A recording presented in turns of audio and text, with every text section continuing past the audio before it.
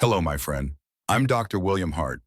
Today, I'm not here to lecture or preach. I simply want to sit down with you as a friend, as a physician who has walked alongside thousands of patients over 50 and have a heartfelt conversation. Together, let's answer some honest questions. The kind of questions I believe may have crossed your mind too. Are you ready? Let's begin. Dear friend, this is a question I've heard hundreds, maybe even thousands of times over the past 30 years as an internal medicine doctor. A patient, usually in their 50s or 60s, sometimes already retired, eating what they believe is a modest, sensible diet, will sit down, look at me with a mix of confusion and sadness in their eyes and ask, "Doctor, I don't eat sweets. I stay away from candy. I even gave up sugar 10 years ago. So how did I end up with diabetes?" And I understand the frustration in that voice, because many people still believe that diabetes is simply caused by eating too much sugar. Even the name diabetes seems to point the finger directly at sugar. But the truth is far more complex. And it's precisely this misunderstanding that causes so many people to discover their condition too late. They don't take the right steps to prevent it. They don't make the changes they need. And in the end, they face the heartbreak of complications they never saw coming.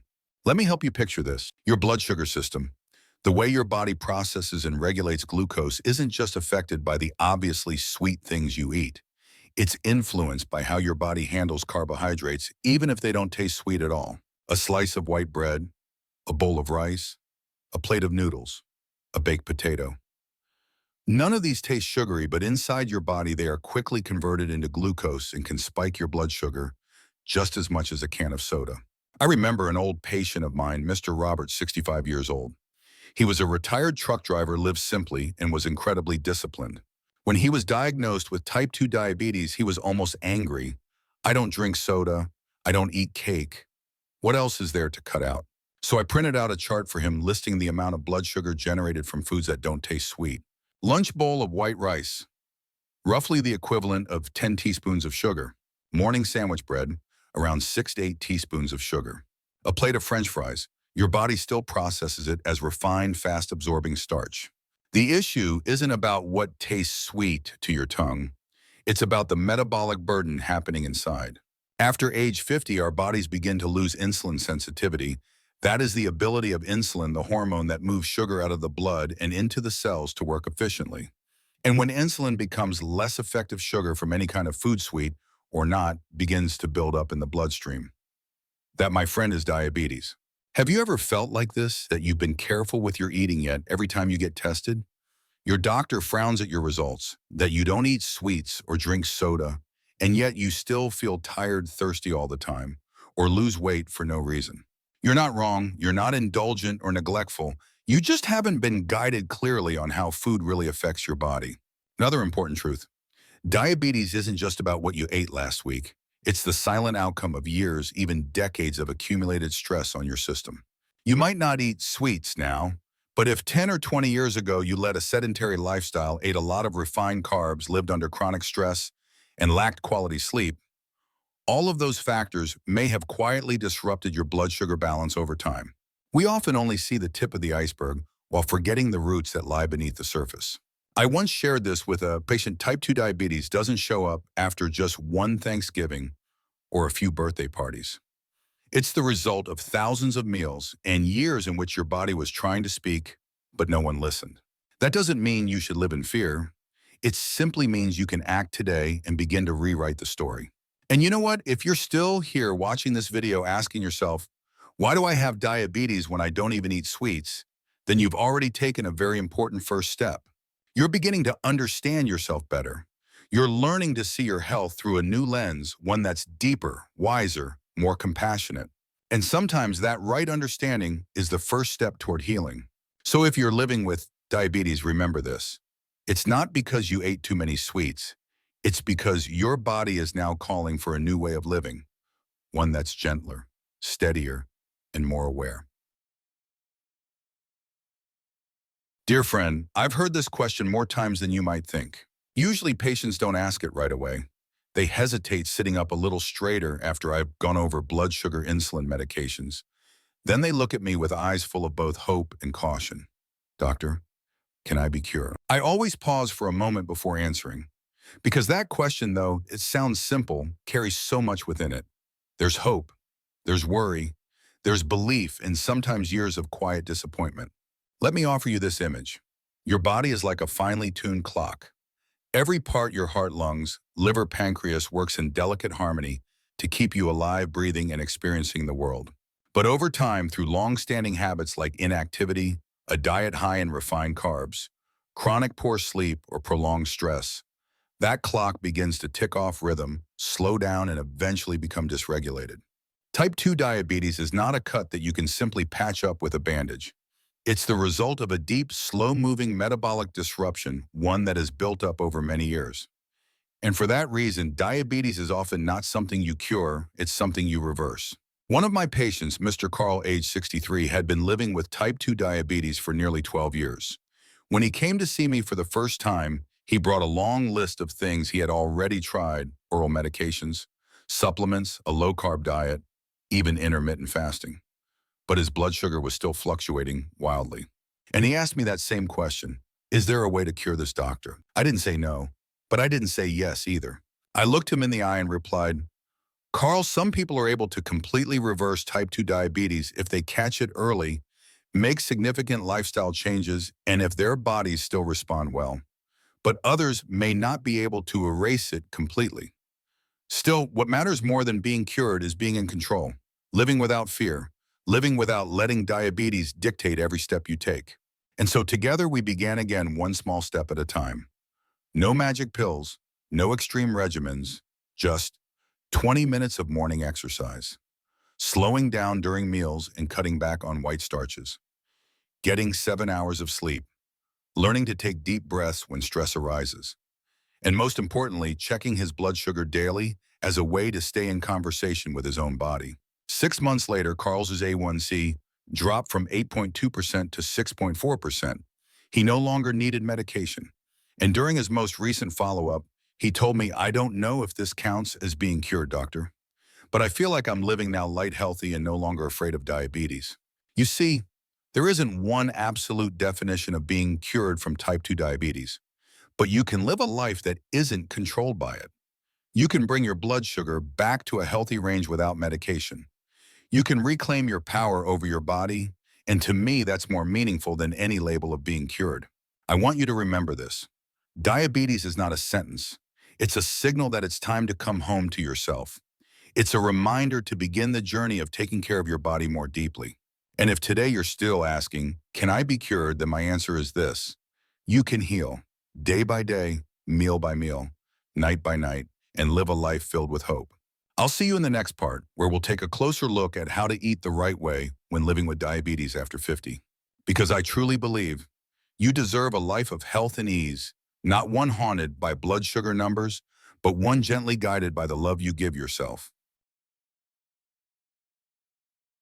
Dear friend, I want to begin this part with something I've heard many times. A patient, Mrs. Ann, 67 years old, once sat across from me, let out a quiet sigh, and said, Doctor, I've lived more than half my life with messy habits, eating, sleeping, everything. I'm already 60. Is there still time to change anything?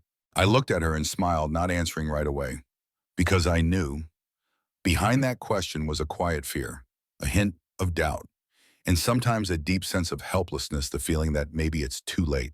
But you know what? I've seen miracles happen, not in those age 30 or 40, but in those 65, 70, and even beyond. I remember Mr. Martin, a former PE teacher who retired at 62, gained weight, and was later diagnosed with type 2 diabetes.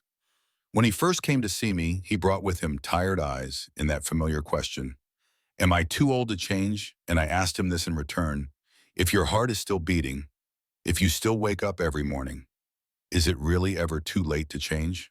From that day forward, he began again, not with a strict diet or intense workouts, but with small, steady shifts. A slow 15-minute walk around the backyard each morning, cutting his rice portions in half, adding more greens to his lunch, going to bed 30 minutes earlier, writing down his feelings in a journal instead of snacking when he felt down. Within just 3 months, his blood sugar levels dropped significantly. He lost nearly 6 kilograms. But what impressed me most wasn't the numbers, it was what he told me during his follow-up. I didn't expect to feel young again, doctor, but I feel like I've started living again. You see, age isn't a barrier, it's a reminder that we don't have time to keep postponing, that everything we do today, no matter how small, matters. I once told another patient, Mrs. Lisa, 72 years old, every step you take, every meal you choose, every mindful breath is a thank you to the body that has carried you all these years. And she cried. Dear friend, if you're 60, 65, or even beyond, if you're living with diabetes and feel like everything is already set in stone, I want you to know this.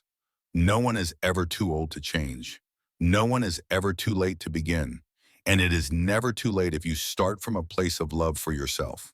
Try asking yourself these simple questions. Can I walk just 5 more minutes today? Can I skip one spoonful of sugar from my morning coffee? Can I go to bed 15 minutes earlier? Can I say something kind to my body today? If the answer is yes, then you've already begun. Your body, even after decades of wear and tear, is still ready to heal if you give it the chance. Not through force, but through gentle, patient companionship. Not just to live longer, but to live more deeply each and every day. I know, making changes at this age isn't easy, but I also know changes made at this age that are often the most meaningful because you've known fatigue, because you've come to understand the true value of health, and because you more than anyone deserve to live the rest of your life in peace, both in your body and in your soul.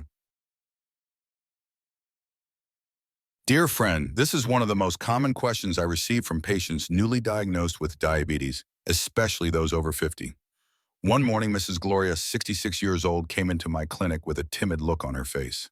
She gently asked me, Doctor, ever since I found out I had diabetes, I've been afraid to eat fruit, but I really miss the sweetness of a ripe mango or a cold slice of watermelon.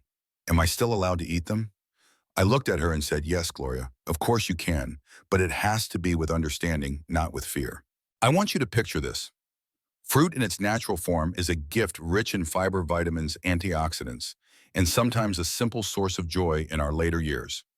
However, what truly matters is how you eat it, not whether you eat it at all. I once had another patient, Mr. Luis, 70 years old, who cut out fruit completely out of fear that it would spike his blood sugar. But once he learned how to choose fruits with a low glycemic index, to eat them at the right time of day, and to pair them with light protein, like almonds or unsweetened yogurt, he was able to bring fruit back into his daily meals without causing blood sugar fluctuations. So what do I usually advise my patients? Eat whole fresh fruit, not juice. Eat fruit between meals, not on an empty stomach. Prefer fruits with low to medium glycemic index such as apples, pears, blueberries, oranges, or kiwis. And most importantly, listen to your body. Everyone responds differently to different fruits. Some people do fine with a banana. Others may see their blood sugar spike. That's not your fault. It's valuable information to help guide your choices. Dear friend, you don't need to cut out all sweetness from your life just because you're living with diabetes. What you need is understanding, a habit of listening to your body, and a bit of freedom enough to keep life flavorful. Remember, fruit is not the enemy. Not understanding fruit, that's the real risk. And I'll always be here helping you understand so you can eat, live, and enjoy, gently and safely. Dear friend, this question, I've heard it hundreds, maybe even thousands of times throughout my career. And I still remember the face of Mr. Raymond, 67 years old, sitting in front of me, holding a prescription slip in his hand, his eyes full of worry. Doctor, will I have to take these pills for the rest of my life? Will there ever be a day when I can live without relying on medication? I placed a hand gently on his shoulder and said something I also want to share with you today. Not everyone with diabetes has to take medication forever, but getting off medication isn't magic, it's a journey. I want you to imagine your body as a complex machine. When it falls out of balance, when blood sugar levels rise, medication acts as a temporary crutch to help you stay upright. But if you don't learn how to walk properly again by eating on time, sleeping enough, moving daily, you may always need that crutch. I once had a patient, Mrs. Teresa, 64 years old, who was diagnosed with type 2 diabetes and started on metformin. Instead of being discouraged, she saw it as a wake-up call. From that point forward, she changed her lifestyle. 6 months later, after adopting a high-fiber diet, walking for 20 minutes each day, and losing about 13 pounds, she came back to see me. and she no longer needed the medication. Not everyone will be able to completely stop their meds, but many can reduce their dosage. And more importantly, you regain control. You no longer live under the shadow of a prescription. I won't deny it. There are some cases, especially in later stages or with complications, where medication becomes a long-term companion. But you still have the power to make life with medication gentler, safer, and more empowering. Because the truth is, taking medicine doesn't make you weak. Giving up on yourself, that's when illness truly wins.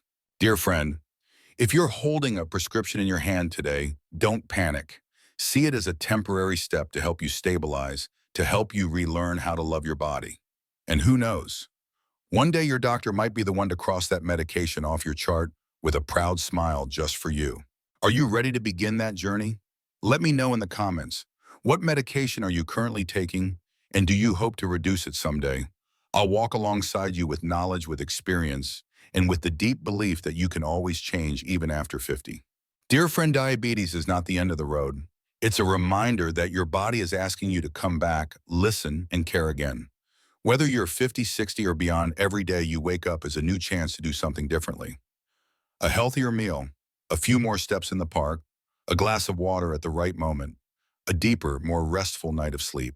No one transforms their life in a single day, but every small choice repeated enough creates a brand new life.